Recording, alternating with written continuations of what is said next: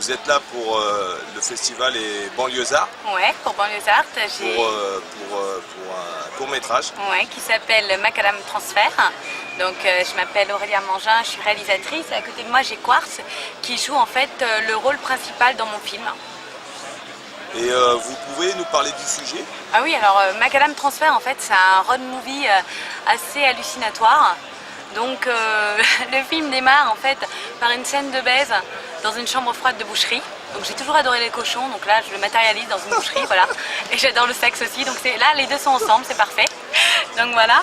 Et donc en fait c'est une histoire d'amour impossible entre deux êtres, donc Vince, joué par Quartz, et Nina, que j'interprète, qui en fait ont une relation torride et destructrice, on peut dire, puisque c'est des gens pour s'aimer qui ont besoin de faire des casses et de vivre dangereusement.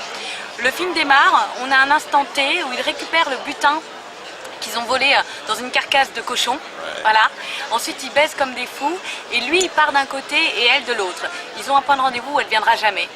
Donc voilà. Donc le mec se retrouve seul face à lui-même, il sent bien qu'il a perdu la femme qu'il aime.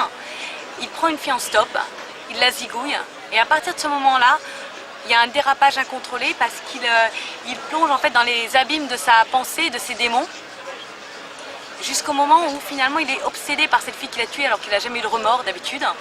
Et il croise toute une succession de femmes, de prostituées dans des cimetières. On dirait des fantômes un peu. Oui, c'est un peu des fantômes. L'idée c'est qu'en fait la femme, on pourrait penser dans ce film que l'homme est un méchant serial killer, mais en réalité non, c'est quelqu'un de sensible qui est, je pense, terrorisé par ces femmes fantômes qui apparaissent partout et qui deviennent des muses diaboliques et sexuelles, en fait. C'est un film très noir, j'ai remarqué.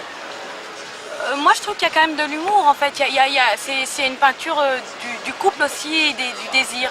Enfin, je sais pas. Qu'est-ce que t'en penses? Absolument. Bah, moi, pour faire succinct, je te résumerais ça un petit peu comme un road movie teinté de sang et d'amour.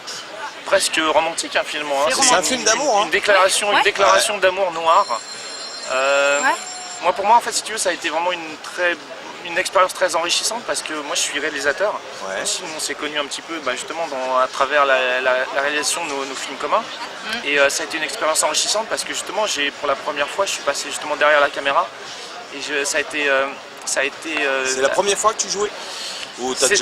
C'était pas la première fois, en tout cas c'est la première fois en France.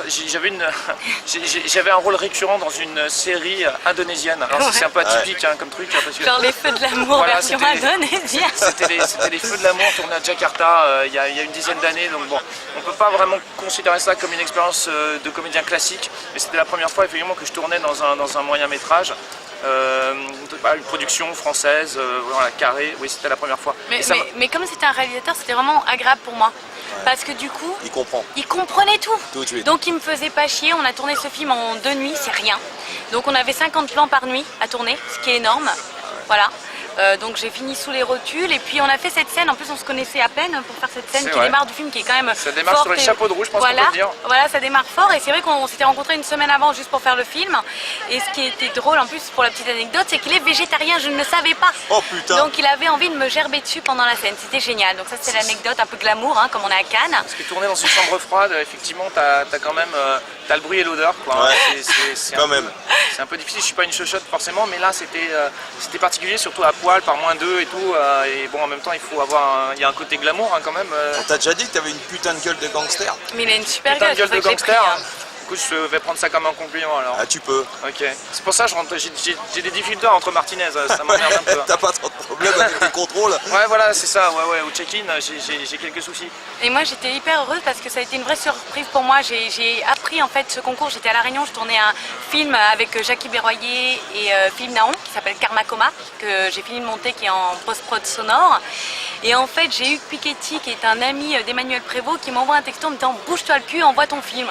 Et j'y croyais absolument pas parce que c'est quand même un film qui est dans un univers un peu particulier, j'imagine, et qui peut être reçu de façon un peu violente, j'imagine. Hein. Ouais. Donc être pris là à Cannes dans le cadre de Banlieusards, c'est vraiment énorme, et ça montre aussi, je voulais remercier l'équipe de Banlieusards parce que je suis hyper sensible et hyper touchée par leur ouverture. Il y a quand même une totale liberté. Il y a une totale liberté, c'est-à-dire que moi je ne m'attendais pas du tout à être là aujourd'hui à Cannes pour présenter ce film qui est quand même, je pense, atypique et qui a un univers qui n'est pas forcément accessible tout de suite. Et c'est une richesse aussi. Et j'ai trouvé d'ailleurs pas que le mien, j'ai trouvé que la projection des 8 films était vachement bien, qu'elle était hétéroclite et que ça a vraiment donné envie, ça donnait à voir et ça donnait envie de faire. Donc, si je peux rajouter, je trouve que les gens sont assez surpris d'ailleurs que ce soit une femme qui réalise ce film. Ah ouais, c'est assez étonnant. Ouais. Il y a beaucoup de fantasmes, presque de fantasmes un peu masculins. De mecs. Absolument. C'est vrai. Tu vois, on dirait vraiment que c'est un film qui a été réalisé par un mec. Et la plupart du temps, c'est ce qu'on dit, d'ailleurs même à mon producteur, parce que c'est Redback qui a produit le film, on lui dit tout le temps, on croit toujours que c'est un mec qui a réalisé.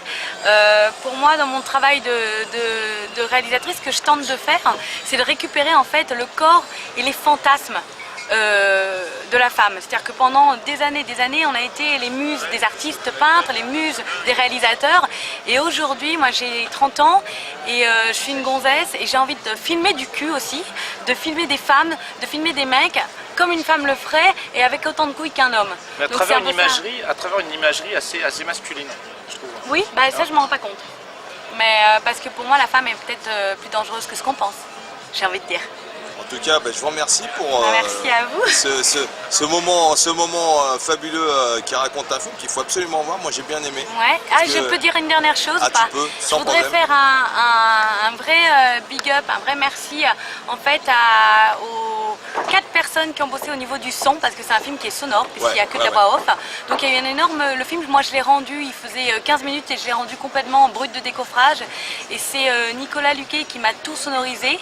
Et je voudrais remercier aussi donc Megalopolis, James Delec et Anthony Sagesse qui ont composé toute la musique du film. Donc moi je travaille toujours avec des musiques originales composées exprès sur mes images et le son et l'image pour moi c'est le son est 50% d'un film pour moi. Donc j'ai de la chance d'être bien entourée au niveau sonore et d'être bien entourée dans ma Pontiac parce que c'est quand même lui le roi de la Pontiac. Mais tiens, dernière question, tes projets? Tu veux faire un film, c'est quoi? Alors là en ce moment je suis en préparation en fait, j'ai pas dormi de la nuit. Je suis en préparation d'un film d'horreur qui s'appelle Crime Esthétique dont le scénario a été écrit par Lia Roldan qui est la blonde dans la cabine téléphonique. Ouais, la blonde au cowboy. Voilà, c'est une très bonne amie et une scénariste de talent et on attaque le tournage et Quartz va jouer dedans d'ailleurs. Et Crime Esthétique qui est en gros l'histoire d'un ancien taxidermiste qui est devenu un artiste qui séquestre des femmes dans des cages, les découpe et fait des œuvres et les vend très cher. Et donc c'est toute cette descente aux enfers, on tourne dans un souterrain de 450 mètres carrés et je vais mettre des femmes dans des conditions absolument hybrides et détestables. Et je tourne ça dans une semaine, voilà. Ça donne envie, moi je te le dis. Ah ouais. Et toi, tes projets? Moi, mes projets, je viens de terminer un court-métrage qui s'appelle But. Je m'apprête à tourner le dernier volet d'une trilogie commencée en 2009 sur la célébrité des losers. Donc après Rasta Kamikaze Bang Bang, Dirty Morris, bientôt Zero Police. Et 2012... Zero Police dans lequel je joue une castratrice. La championne du monde. Toi, t'as toujours la championne mais là, je coupe des couilles, vraiment. Génial. La championne du monde de castration à la serpette traditionnelle. Je vais me barrer. Voilà, alors moi c'est des films un petit peu aussi assez particuliers, plus barrés. On va dire c'est de la comédie. Non, il y a plus d'humour. C'est de la comédie un peu folle que je fais. Mais on est à peu près, on est quand même, les gens, on touche à peu près le même public, hein, mais lui, il a l'humour. On a une certaine forme de consanguinité, on va dire. Ouais. Et 2012, l'année du long. Ouais, moi aussi, je viens de signer mon long, La Bordel, donc avec Thierry Frémont qui va jouer dedans, Philippe Naon, peut-être toi tu feras une apparition, on verra. Et donc voilà, Bordel qui vient d'être signé et qui est en production. Le premier qui fait son nom, il a gagné. Le premier qui fait son nom a gagné, mais il a gagné quoi? Ça c'est imprimé, hein. Y a pas de problème. Un verre au bar. Ok, super. Je vous remercie bien. Ça sera sur le nouvelos.com. Merci beaucoup. Merci, super.